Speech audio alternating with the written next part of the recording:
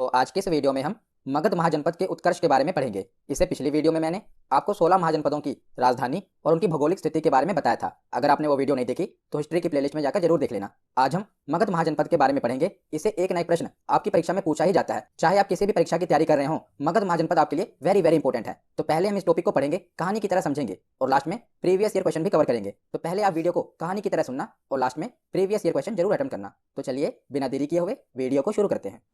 तो चलिए वीडियो की शुरुआत करते हैं। तो जैसा कि मैंने आपको पहले बताया था कि वैदिक सभ्यता के बाद 16 महाजनपद देखने को मिले और सभी 16 महाजनपदों में राजनीतिक और आर्थिक संघर्ष का दौर चल रहा था। सभी महाजनपद अपनी सीमा का विस्तार चाहते थे, पर जो मगध महाजनपद था इन सभी महाजनपदों में से उभर कर आया और अपनी भौगोलिक स्थिति, राजनीतिक और आर्थिक स्थिति के कारण ये सबसे शक्तिशाली महाजनपद बन गया। कौन सा? मगध महाजनपद। ये 16 महाजनपदों में से सबसे शक्तिशाली महाजनपद बन गया और आज हम इसी मगध महाजनपद के बारे में पढ़ेंगे, क्योंकि इसी से आपकी परीक्षा में प्रश्न बनते हैं। तो मगध प्राचीन 16 महाजनपदों में से एक था और यह सबसे शक्तिशाली महाजनपद था। महाभारत से हमें यह जानकारी मिलती है कि मगध पर सबसे पहले वृहद्रथ वंश का शासन था, जिसके संस्थापक वृहद्रथ थे और इस वंश का सबसे प्रतापी शासक जरासंध था। आपने महाभारत में देखा होगा कि भीम के साथ जरासंध का मल्ल युद्ध हुआ था, तो ये सबसे प्रतापी शासक था वृहद्रथ वंश का। परंतु इसका हमें कोई ऐतिहासिक प्रमाण नहीं मिलता। मतलब कि धार्मिक पुस्तकों में तो ये लिखा हुआ है कि सबसे पहले शासक था वृहद्रथ, पर कोई ऐतिहासिक प्रमाण नहीं मिलता। जो ऐतिहासिक प्रमाण है वो हर्यक वंश का मिलता है कि मगध पर सबसे पहले हर्यक वंश का राज था। वो हम आगे पढ़ेंगे। पर अगर हम महाभारत से देखें तो महाभारत में हमें यह जानकारी मिलती है कि सबसे पहले मगध पर किस वंश का शासन था, तो बृहद्रथ वंश का शासन था, जिसका संस्थापक था वृहद्रथ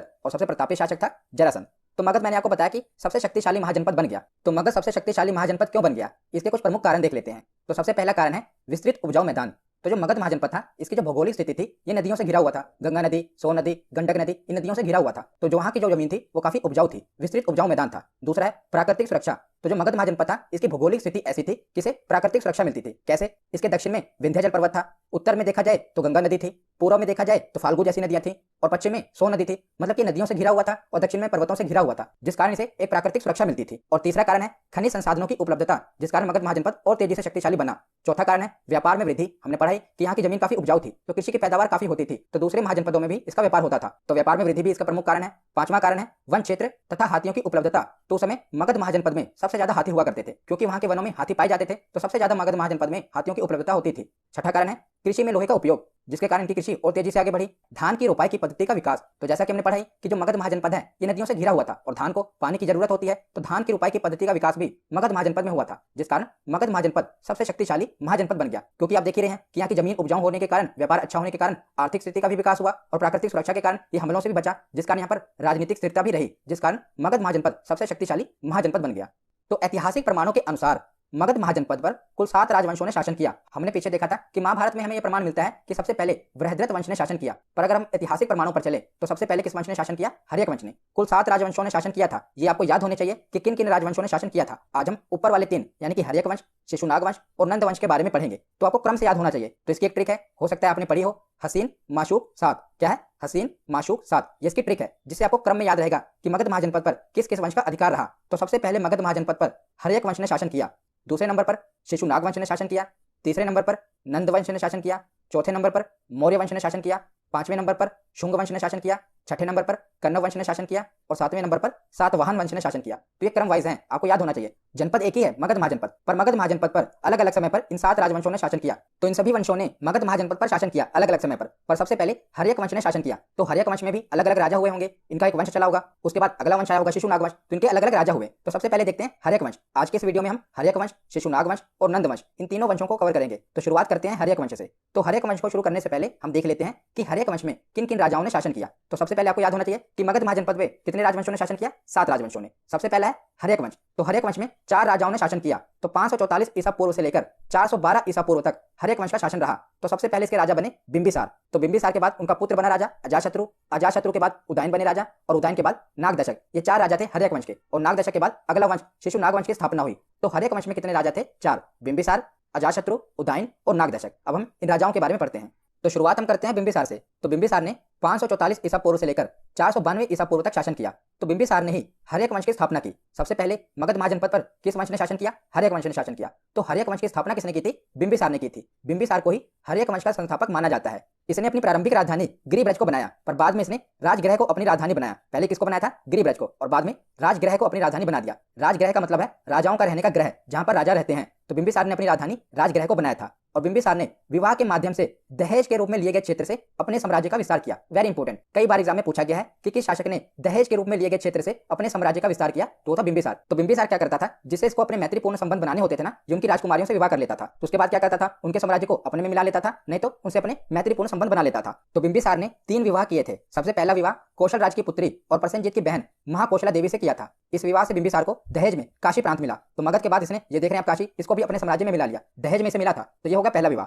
दूसरा विवाह इसने चेलना, जिसे कई लोग छलना भी कहते हैं, चेलना से किया। यह वैशाली की लिच्छवी राजकुमारी थी, तो वहां से इसने विवाह कर लिया, जिसके बाद वैशाली से भी इसके मैत्रीपूर्ण संबंध बन गए। और तीसरा विवाह क्षेमा पंजाब के मद्र कुल की राजकुमारी से कर लिया। तो पंजाब की राजकुमारी से भी इसने अपना विवाह कर लिया। तो देख रहे हैं आप, तो दहेज के माध्यम से इसने अपने साम्राज्य का विस्तार किया और जो देश है उनसे मैत्रीपूर्ण संबंध बनाए। और बिंबिसार ने अपने शासनकाल में अंग राज्य को जीत लिया। जो आप देख रहे हैं अंग राज्य, इसको उसने जीत लिया और अपने साम्राज्य का विस्तार कर लिया। अब मगध साम्राज्य अंग तक फैल गया और अंग को जीतने के बाद इसने वहां पर सेनापति अपने बेटे अजातशत्रु को बना दिया। तो अंग का सेनापति किसको बना दिया गया, अजातशत्रु को। इसी का बेटा था अजातशत्रु। इसी के समय में अवंती के राजा प्रद्योत, आप देख रहे हैं अवंती, यहाँ के राजा थे प्रद्योत, इन्हें एक लाइलाज बीमारी हो गई थी उस समय, पांडु रोग। इसका कोई इलाज नहीं था। अवंती के वैद्य ने भी कह दिया था कि अब राजा कुछ ही समय के मेहमान हैं। तो जब बिंबिसार को इस बात का पता चला कि अवंती के राजा को लाइलाज बीमारी हो गई है, तो इसने अपने राजवैद्य, जिसका नाम था जीवक, ये जरूर याद रखेगा, जीवक कहाँ का राजवैद्य था, बिंबिसार का राजवैद्य था। ये काफी मशहूर राजवैद्य था उस समय का। तो इसने जीवक को प्रद्योत के पास भेजा उसके इलाज के लिए। और जीवक के इलाज के बाद अवंती के जो राजा हैं वो स्वस्थ हो गए, मतलब कि ठीक हो गए, उनकी बीमारी ठीक हो गई। उसके बाद अवंती के राजा प्रद्योत काफी प्रसन्न हुए और उसके बाद बिंबिसार और अवंती के, यानी कि बिंबिसार और प्रद्योत के काफी मैत्रीपूर्ण संबंध बन गए। अब दोनों मित्र बन गए। तो यहाँ पर हमने क्या क्या पढ़ा, एक बार रिवीजन कर लेते हैं बिंबिसार के बारे में। तो बिंबिसार ने ही हर्यक वंश की स्थापना की। सबसे पहले इसने अपनी राजधानी गिरिब्रज को बनाया और उसके बाद में इसने अपनी राजधानी राजगृह को बना दिया। और बिंबिसार ने विवाह के माध्यम से दहेज के रूप में लिए गए क्षेत्र से अपने साम्राज्य का विस्तार किया। इसने अपना प्रथम विवाह कौशल राज की पुत्री महाकौशला देवी से किया, जिसके बदले में इसे दहेज में काशी प्रांत मिल गया। दूसरा विवाह इसने चेलना, जो कि वैशाली की लिच्छवी राजकुमारी थी, उनसे किया। तीसरा विवाह क्षेमा पंजाब के मद्र कुल की राजकुमारी से किया। और बिंबिसार ने अपने शासनकाल में अंग राज्य को जीत लिया। और जब इसे पता चला कि जो अवंती है वहां के राजा प्रद्योत कोई बीमारी हो गई है, लाइलाज बीमारी है, तो इसने अपने राज्यवैद्य जीवक को भेज दिया और जीवक के इलाज के कारण वहां के राजा का स्वास्थ्य ठीक हो गया, जिसके बाद वहां से इसके मैत्रीपूर्ण संबंध हो गए। तो इसके बाद क्या हुआ, जो इसका बेटा था अजातशत्रु, इसने अपने पिता से कहा होगा कि पिताजी राजगद्दी खाली कर दो, अब मेरी भी कुछ महत्वाकांक्षाएं हैं, बहुत समय हो गए, अब आप बूढ़े हो गए, अब मुझे राजगद्दी पर बैठा दो। तो बिंबिसार नहीं माना, उसने अपने बेटे की फीलिंग्स नहीं समझी। इसके बेटे ने समझाया होगा कि अब आपकी उम्र हो गई है, अब मेरी भी कुछ महत्वाकांक्षाएं हैं, उनको मैं राजगद्दी पर बैठकर पूरा करना चाहता हूं। पर बिंबिसार ने उसकी एक भी बात नहीं मानी और उसको राजगद्दी नहीं दी। तो उसके बाद क्या हुआ, अजातशत्रु ने अपने पिता बिंबिसार के पेट में भाला घोंप दिया और मार दिया और उसके बाद खुद राजगद्दी पर बैठ गया। तो उसके बाद हम कहानी में आगे चलते हैं, बिंबिसार के बाद अजातशत्रु को देखते हैं। तो अब हम पढ़ते हैं अजातशत्रु के बारे में। तो अजातशत्रु ने 492 ईसा पूर्व से लेकर 461 ईसा पूर्व तक मगध पर शासन किया। तो 492 ईसा पूर्व में बिंबिसार की हत्या उसके पुत्र अजातशत्रु के द्वारा कर दी गई और उसकी मृत्यु के पश्चात अजातशत्रु ने अपना शासन प्रारंभ किया। अतः इसे पितृहंता कहते हैं। किसे, अजातशत्रु को पितृहंता कहा जाता है। यहाँ तक कि जो ये पूरा हर्यक वंश है इसे पितृहंता कहा जाता है। आगे हम पढ़ेंगे कि इसके बेटे ने भी इसकी हत्या कर दी, तो इसीलिए पूरे हर्यक वंश को ही पितृहंता कहा जाता है। तो अजातशत्रु का अर्थ क्या है, तो शत्रुओं का नाश करने वाला, इसे अजातशत्रु कहा गया। और इसी का अन्य नाम है कुणिक। तो ये भी कई बार पूछा गया है कि कुणिक किसका नाम है, तो अजातशत्रु को ही कुणिक कहा जाता था। अजातशत्रु के काल में पहली बौद्ध संगति हुई थी। मैंने बौद्ध धर्म वाली वीडियो में बताई थी कि पहली बौद्ध संगति कहां पर हुई थी, किसने करवाई थी, तो अजातशत्रु के ही शासनकाल में हुई थी। वहां पर मैंने डिटेल में बताया था, यहाँ पर मैं आपको बता देता हूं बस कि पहली बौद्ध संगति अजातशत्रु के काल में हुई थी। अजातशत्रु को लगा कि अपनी सीमा का विस्तार करना चाहिए, तो इसने क्या किया कि वैशाली पर आक्रमण कर दिया और वैशाली पर आक्रमण करके इसने जीत भी लिया और उसे अपने साम्राज्य में मिला लिया। तो जब इसने वैशाली पर आक्रमण किया था तो इसने उस समय युद्ध में 2 नए हथियारों का प्रयोग किया था। कौन कौन से हथियार, एक है रथमूसल, दूसरा है महाशिलाकंटक। ये 2 नए हथियारों का उस समय प्रयोग किया गया था, किसके द्वारा, अजातशत्रु के द्वारा। तो जैसे आपने बाहुबली फिल्म में देखा होगा, रथ के आगे वो चक्र लगा होता है, कुछ उसी टाइप का होगा रथमूसल। और महाशिलाकंटक आपने देखा होगा कि बाहुबली वो पत्थर बरसाता है ना ऊपर, उसी प्रकार कुछ महाशिलाकंटक हुआ होगा। तो 2 प्रकार के हथियारों का प्रयोग किया गया था अजातशत्रु के द्वारा। तो इन हथियारों की मदद से इसने वैशाली के राजा को हरा दिया और वैशाली के साम्राज्य को अपने में मिला लिया। तो अजातशत्रु ने भी अपने साम्राज्य का विस्तार कर लिया। तो इसके बाद इसका बेटा उदयन इसके पास आया होगा, तो उसने भी कहा होगा कि पिताजी अब आपने भी अपने साम्राज्य का विस्तार कर लिया, बहुत कुछ आपने देख लिया, अब मुझे भी राजगद्दी पर बैठना है, मेरी भी महत्वाकांक्षाएं हैं। पर अजातशत्रु ने लगता है इतिहास से कुछ भी नहीं सीखा। जिस प्रकार इसने अपने पिता की हत्या की और राजगद्दी पर बैठ गया, पर इसने इतिहास से कुछ नहीं सीखा। इसने राजगद्दी खाली नहीं की और इसके बेटे ने क्या किया, इसके पेट में ही छुरा घोंप दिया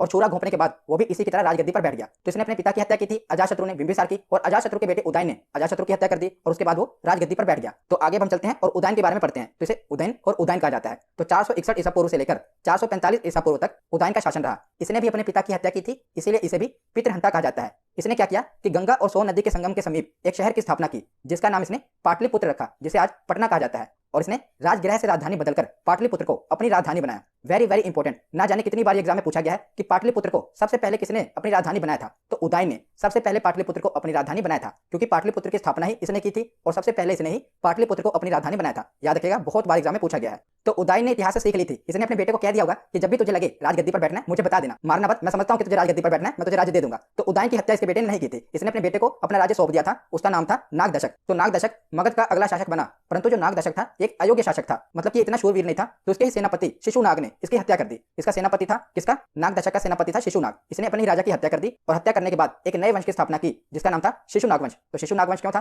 क्योंकि शिशुनाग ने ही इस वंश की स्थापना की थी। तो हम आगे चलते हैं शिशुनाग वंश पर। तो हमने हर एक वंश के बारे में पढ़ लिया। सबसे पहले हमने देखा बिंबिसार, बिंबिसार के बाद उसका बेटा आया अजाशत्रु, अजाशत्रु के बाद उसका बेटा उदयन, उदयन के बाद उसका बेटा नागदशक। नागदशक ने कोई ऐसे महत्वपूर्ण कार्य नहीं किए जो आपके एग्जाम में पूछे जाते हैं, तो इसलिए नागदशक की जो हत्या है उसके सेनापति किसने कर दी? शिशुनाग ने। उसके बाद कौन सा वंश चला? शिशुनाग वंश। तो हम शिशुनाग वंश के बारे में पढ़ते हैं। तो शिशुनाग ने 412 ईसा पूर्व से लेकर 394 ईसा पूर्व तक मगध पर शासन किया। तो इस वंश का संस्थापक शिशुनाग था। इसने अपनी राजधानी वैशाली को बनाया। इंपॉर्टेंट है, अभी कौन सी राजधानी थी? पाटलिपुत्र। हमने पीछे पढ़ा था ना कि उदयन ने राजगृह से पाटलिपुत्र को अपनी राजधानी बनाया था, पर जब शिशुनाग आया तो इसने क्या किया? वैशाली को अपनी राजधानी बना दिया। ये इंपॉर्टेंट है। उसके बाद मगध का शासक इसका बेटा कालाशोक बना। तो कालाशोक मतलब कि जो शोक का भी काल हो, इसका नाम था कालाशोक। इसने क्या किया? वापस फिर से पाटलिपुत्र को ही राजधानी बना दिया। इसके पिता ने शिशुनाग ने पाटलिपुत्र से राजधानी चेंज की थी और वैशाली को राजधानी बनाया था, पर कालाशोक ने वैशाली से चेंज कर जो पाटलिपुत्र पहले राजधानी थी उसी को फिर से राजधानी बना दिया। और जो द्वितीय बौद्ध संगति हुई थी वो भी कालाशोक के समय हुई थी। तो बौद्ध संगतियां तो मैंने आपको अलग से बताई हुई हैं। अगर आपने बौद्ध धर्म वाली वीडियो देखी होगी तो वहां पर मैंने आपको बताया था कि जो दूसरी बौद्ध संगति हुई थी ये कालाशोक के समय हुई थी। पहली किसके समय हुई थी? तो अजाशत्रु के समय। और दूसरी बौद्ध संगति किसके समय हुई थी? कालाशोक के समय। तो उसके बाद है कि जो शिशुनाग वंश है इसका अंतिम शासक था नंदीवर्मन,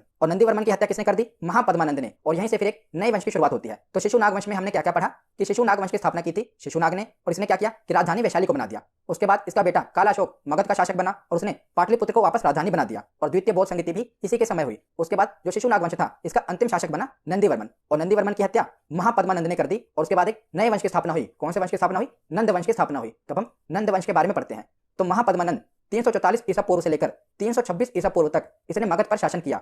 तो नंद वंश का संस्थापक महापद्मानंद था। पुराणों में उल्लेख मिलता है कि नंद वंश का शासक शूद्र था। तो पुराणों से हमें पता चला है कि जो महापद्मानंद था ये जाति से शूद्र था, फिर भी इसने मगध पर शासन किया। तो महापद्मानंद इस वंश का सबसे महान शासक बना था, जिसने अनेक क्षत्रिय राजाओं को जीतकर अपने राज्य में सम्मिलित कर दिया। तो अनेक क्षत्रिय राजाओं को जीतने के बाद इसने एक उपाधि धारण की जो थी सर्वक्षत्रांतक, जिसका अर्थ है क्षत्रियों का नाश करने वाला। हमने पढ़ा ना, किसने अनेक क्षत्रिय राजाओं को जीतकर अपने राज्य में सम्मिलित कर लिया था। उसके बाद इसने कलिंग पर आक्रमण किया और कलिंग को जीतकर एक राट की उपाधि धारण की। तो ये भी एग्जाम में पूछा गया है कि एक राट की उपाधि धारण करने वाला शासक कौन था? तो महापद्मानंद। आजकल का जो उड़ीसा वाला इलाका है ना वही कलिंग है। तो कलिंग में बहुत आक्रमण आपने देखे होंगे कि अशोक ने भी कलिंग पर आक्रमण किया था, क्योंकि जो कलिंग था वो अपने वनों यानी कि जंगलों और हाथियों के लिए काफी फेमस था। तो कलिंग को जीतकर महापद्मानंद ने किसकी उपाधि धारण की? एक राट की। जब इसने क्षत्रियों को जीता था तो इसने किसकी उपाधि धारण की थी? सर्वक्षत्रांतक। और जब इसने कलिंग पर विजय प्राप्त की तो इसने एक राट की उपाधि धारण की। और इसकी जानकारी हमें कैसे प्राप्त हुई? किसने कलिंग पर विजय प्राप्त की? तो कलिंग नरेश ने एक शिलालेख बनवाया, हाथी गुंफा अभिलेख, जिससे हमें पता चला है कि महापद्मानंद ने कलिंग पर विजय प्राप्त की थी। और इसी ने कलिंग में सिंचाई हेतु एक नहर का निर्माण भी करवाया था। किसने? महापद्मानंद ने। यह भी हमें हाथी गुंफा अभिलेख से पता चला है। तो महापद्मानंद के कुल 8 बेटे थे, जिसमें से एक बेटा था धनानंद। तो इसके बाद यानी कि महापद्मानंद के बाद इसका बेटा धनानंद नंद वंश का अगला शासक बना। तो अब हम धनानंद के बारे में पढ़ते हैं। तो धनानंद ने 326 ईसा पूर्व से लेकर 322 ईसा पूर्व तक नंद वंश पर शासन किया, और नंद वंश का अंतिम शासक भी धनानंद था। यह बहुत ही क्रूर शासक था, और धनानंद सिकंदर के समकालीन था। मतलब कि जिस समय सिकंदर था ना उसी समय धनानंद भी शासन कर रहा था। इसी के समय में 326 ईसा पूर्व में मैसिडोनिया के शासक सिकंदर ने पश्चिमोत्तर भारत पर आक्रमण कर दिया था। किसके समय में? धनानंद के समय में। धनानंद उस समय मगध का शासक था, उसी समय सिकंदर ने आक्रमण किया था भारत पर, और इसने अपने दरबार से चाणक्य का अपमान करके निकाल दिया था। तो क्या हुआ? जब चाणक्य को पता चला ना कि सिकंदर भारतवर्ष पर आक्रमण करने वाला है, तो चाणक्य मगध के राजा धनानंद के पास गए, क्योंकि उस समय मगध ही सबसे शक्तिशाली महाजनपद था। तो चाणक्य धनानंद के पास गए और धनानंद को बताया कि महाराज यूनानी हम पर आक्रमण करने वाले हैं, कुछ करो। पर जो धनानंद था बहुत ही अहंकारी था, उसने चाणक्य का अपमान कर दिया और अपने सैनिकों से कहा कि इस ब्राह्मण की जो शिखा है यानी कि जो उनकी चोटी है उसको खोलकर धक्के मारकर बाहर निकाल दो। उस समय चाणक्य ने भी धनानंद से कहा था कि मैं अपनी शिखा को तब तक नहीं बांधूंगा जब तक मैं तुम्हें मगध की राजगद्दी से उखाड़ कर फेंक ना दूं, तब तक मैं अपनी शिखा को नहीं बांधूंगा। और उसके बाद वो वापस तक्षशिला की ओर लौट गए। फिर आपको पता ही है कि चाणक्य ने अपने प्रिय शिष्य चंद्रगुप्त मौर्य के सहयोग से धनानंद पर आक्रमण करके उसे पराजित किया, और उसके बाद मौर्य वंश की स्थापना हुई। तो ये मौर्य वंश अब हम आगे पढ़ेंगे। इससे पहले हम जो यूनानियों ने आक्रमण किया, सिकंदर ने आक्रमण किया, उसे देख लेंगे। उसके बाद हम मौर्य वंश के बारे में पढ़ेंगे। तो यहाँ पर हमारा थ्योरी सेक्शन कंप्लीट होता है। अब हम प्रीवियस ईयर क्वेश्चन देखते हैं। तो पहला प्रश्न है कि किस शासक ने गंगा एवं सोन नदियों के संगम पर पाटलिपुत्र नामक नगर की स्थापना की थी? तो पाटलिपुत्र की स्थापना किसने की थी? तो इसका सही जवाब होगा ऑप्शन बी, उदयन ने। अगला प्रश्न है कि हर्यक वंश के किस शासक को कुणिक कहा जाता है? तो किस शासक को कुणिक कहा जाता है? इसका सही जवाब होगा अजाशत्रु। ऑप्शन सी इसका सही जवाब है। अगला प्रश्न है कि नंद वंश का संस्थापक कौन था? तो नंद वंश का संस्थापक था महापद्मानंद। ऑप्शन ए इसका सही जवाब होगा। अगला प्रश्न है कि महाकाव्यों के अनुसार मगध की स्थापना किसने की थी? तो यहाँ पर लिखा है महाकाव्य, यानी कि महाभारत के अनुसार मगध की स्थापना किसने की थी? तो इसका सही जवाब होगा बृहद्रथ। ऑप्शन ए इसका सही जवाब है। अगला प्रश्न है कि हर्यक वंश का संस्थापक कौन था? तो हर्यक वंश का संस्थापक था ऑप्शन सी बिंबिसार। अगला प्रश्न है कि पाटलिपुत्र को मगध की राजधानी किसने बनाई थी? तो पाटलिपुत्र को मगध की राजधानी बनाया था उदयन ने। ऑप्शन डी इसका सही जवाब होगा। अगला प्रश्न है कि वो कौन सा पहला भारतीय राजा था जिसने अपने आप को शक्तिशाली बनाने के लिए वैवाहिक गठजोड़ की शुरुआत की थी। तो इंपॉर्टेंट क्वेश्चन है, बताइए इसका जवाब क्या होगा। तो इसका सही जवाब है ऑप्शन बी, बिंबिसार। तो बिंबिसार ने दहेज के रूप में मिले हुए क्षेत्र से अपने साम्राज्य का विस्तार किया था। ऑप्शन बी इसका सही जवाब है। अगला प्रश्न है कि बौद्ध ग्रंथ अंगुत्तर निकाय से कितने महाजनपदों का उल्लेख मिलता है। तो अंगुत्तर निकाय से पिछली वीडियो में मैंने आपको बताया था कितने महाजनपद हैं। ऑप्शन सी 16 महाजनपदों का उल्लेख मिलता है। अगला प्रश्न है कि भारत पर आक्रमण करने वाला सिकंदर मूलतः कहां का शासक था। तो सिकंदर मूलतः कहां का शासक था, मैसिडोनिया का। अगली वीडियो में मैं आपको सिकंदर के बारे में ही बताऊंगा। उसके बाद अगला प्रश्न देखते हैं। तो अगला प्रश्न है सूची 1 को सूची 2 से सुमेलित कीजिए। तो सूची 1 में शासक दिए हुए हैं और सूची 2 में वंश दिया हुआ है। तो आपको बताना है कि कौन सा शासक किस वंश से संबंधित है। तो पहले है बिंबिसार, दूसरे हैं कालाशोक और तीसरे हैं महापद्मनंद। तो बिंबिसार किस वंश के शासक थे, हर्यक वंश के। कालाशोक किस वंश के शासक थे, शिशुनाग वंश के। और महापद्मनंद नंद वंश के। तो इसका तो आमने सामने ही दिया हुआ है, यानी कि ए का 1, बी का 2, सी का 3। तो ऑप्शन ए इसका सही जवाब होगा। आज का आखिरी प्रश्न है कि महाभारत काल में पांडवों ने अपना अज्ञातवास विराटनगर में बिताया था, यह किस महाजनपद की राजधानी थी। तो मैंने पिछले वीडियो में आपको सभी महाजनपदों की राजधानी बताई थी। तो बताइए विराटनगर किस महाजनपद की राजधानी थी। तो इसका सही जवाब होगा ऑप्शन ए, मत्स्य महाजनपद की। तो आज की वीडियो यहीं पर खत्म होती है। कैसी लगी ये वीडियो कमेंट